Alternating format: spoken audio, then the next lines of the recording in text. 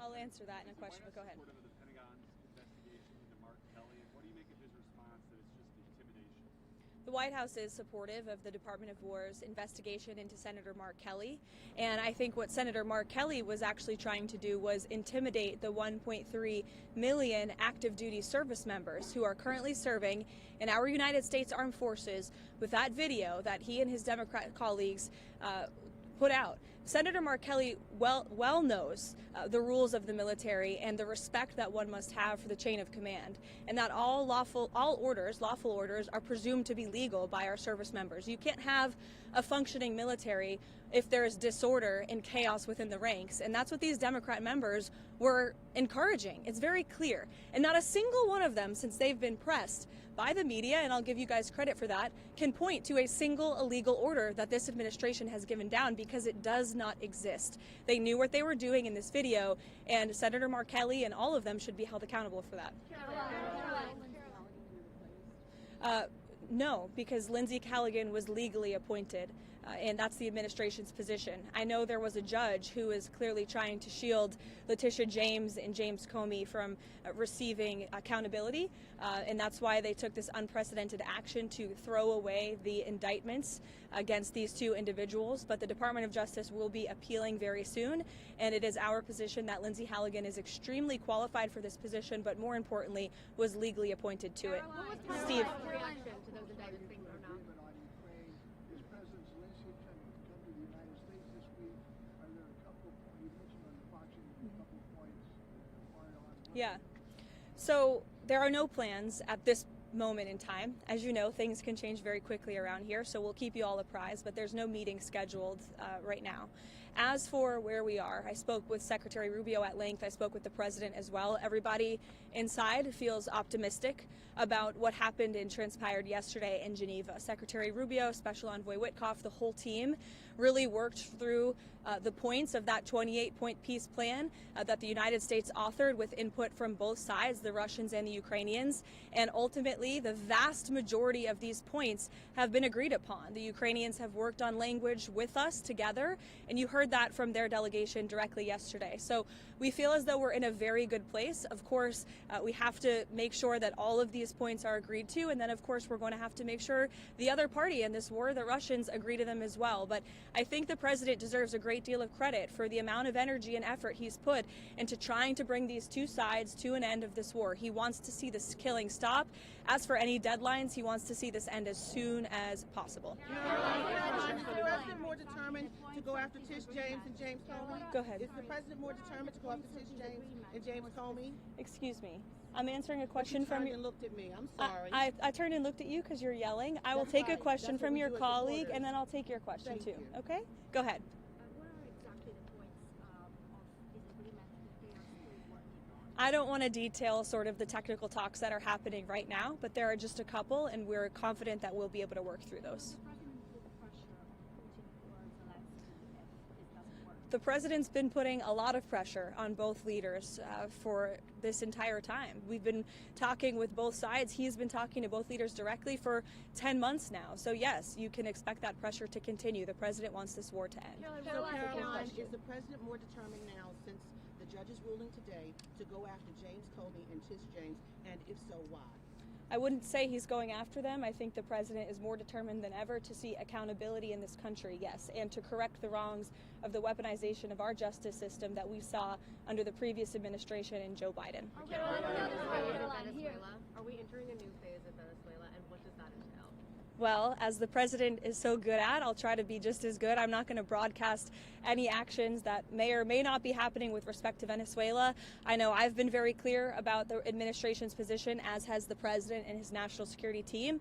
We view the Maduro regime as being illegitimate, and the president has been very satisfied with the successful strikes against narco-terrorists and foreign terrorists that are illegally trafficking drugs towards the United States of America. He's not going to tolerate that, and you can expect to see those strikes continue. What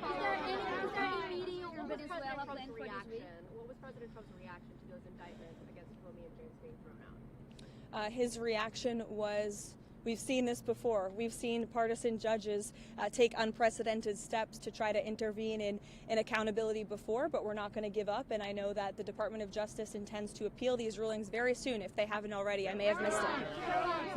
Caroline, one question on Venezuela. Is there any plan, meeting for this week on Venezuela? And another one, a clarification on this weekend, because the president was asked about the former Brazilian president being arrested, and he mentioned that he spoke with this gentleman. Did he speak with Bolsonaro the day before he was arrested? Not to my knowledge. I don't know if that call took place or not. It may have. I can get you a firm answer on that, Raquel. I know it's of great importance to you for your reporting. As for meetings on Venezuela, there's meetings on a range of topics inside this building all of the time. And the president is constantly apprised of what's going on in the world, what's going on in the news, and he's very well written into all of the things that his team are working on. Caroline, Please, you would not go into the sticking points of the disagreement between the two parties in the Ukraine peace process, but how flexible is the president in coming to a deal, and will the Europeans be part of a final negotiation with Zelensky? I think he's been quite flexible already. We've been watching this war go on for 10 months. He's talked to both leaders countless times. Our team has engaged with both the Russians and the Ukrainians extensively. As I said, there is a sense of urgency. The president wants to see this deal come together, and he wants to see this war end. Caroline, I wanted to ask you, is it MAGA to support American workers being replaced with H-1B visa holders? Are Americans not capable of filling most of these positions? Who supports getting American workers getting replaced? I know the president mentioned that he wanted to bring in some workers that he could eventually send back in regards to... The president does not support American workers being replaced. You are mischaracterizing what the president said. The president wants to see our American manufacturing industry be revitalized better than ever before. That's part of what he's doing with his effective use of tariffs and cutting good trade deals around the world.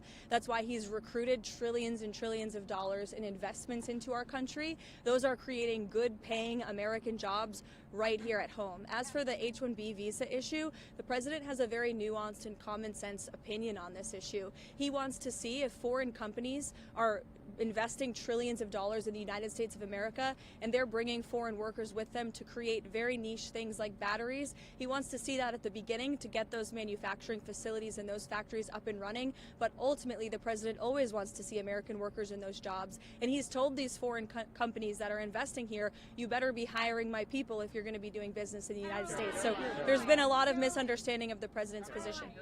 Michael.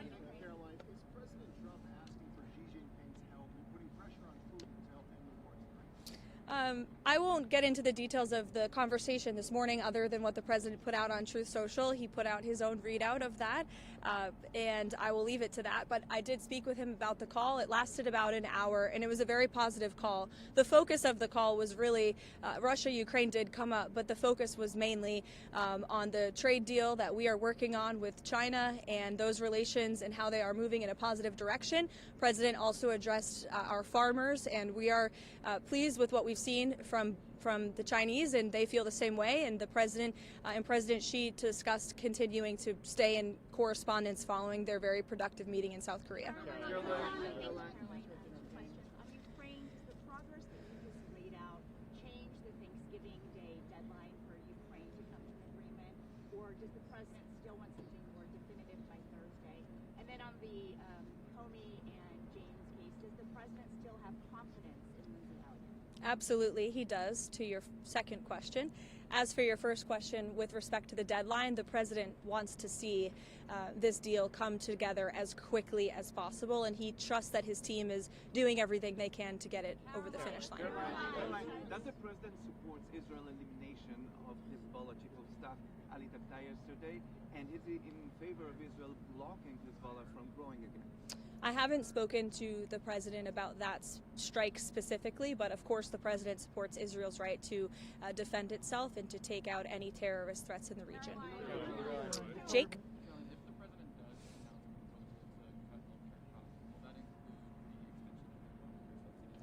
I know there's been a lot of reporting on this from yourself as well, Jake, over the last few days. I will tell you that healthcare is a topic of discussion that's happening very frequently and robustly inside the West Wing. Right now, the president's very much involved in these talks, and he's very focused on unveiling a health care proposal that will fix the system and will bring down costs for consumers. As for the details of those discussions, I'll let the president speak for himself. As you all know, sometimes you report things and then President Trump comes out with an announcement, and those things are not always true from what you hear from sources inside the building. So I'll let the president speak for himself. Sure, go ahead, Kara. Both President Trump said he still believes he's a fascist and a despot after they had such a great meeting. Any comment from the White House on that? I think talk is cheap, and I think that the president is going to judge Mamdani by his actions that he takes to New York. The meeting was positive, as you heard from the president last week, and I think the fact that the president is willing to meet with somebody who said those types of things about him shows that he really is interested in being a president for all Americans, regardless of where they live or who their leader is. He wants what's best for New York. He loves New York City. He helped build the skyline. He spent his whole life there. And so he really wants to see New York do well. And so that's how that meeting played last week. Caroline. John. Thanks a lot, Caroline. There are a few Republican senators who are critical of the 28-point police plan, including Senator Rounds, Senator Graham, Senator McConnell. What do you say to those senators who say that this is giving too much away to Russia? And has Russia made any concessions as it relates to a possible peace deal concerning ending the war in Ukraine?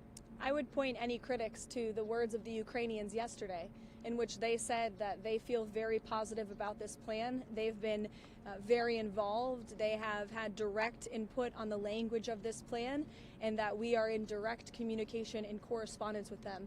Any idea, let me just finish with this, the idea that the United States of America is not engaging with both sides equally in this war to bring it to an end is a complete and total fallacy.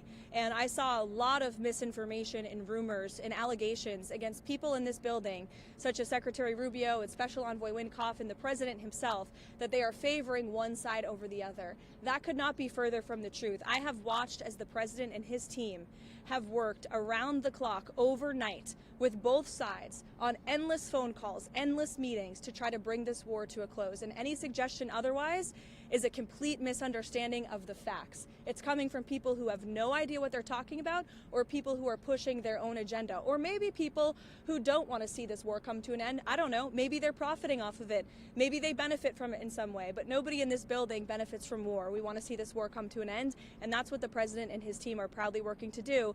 And I think the critics should just take a step back and think about what happened with Israel and Gaza. There were a lot of doubters, and we got the hostages out, and this president secured a peace deal that still exists and is ongoing today. So everyone should just respect the work this administration is doing and watch the process unfold. Thank you.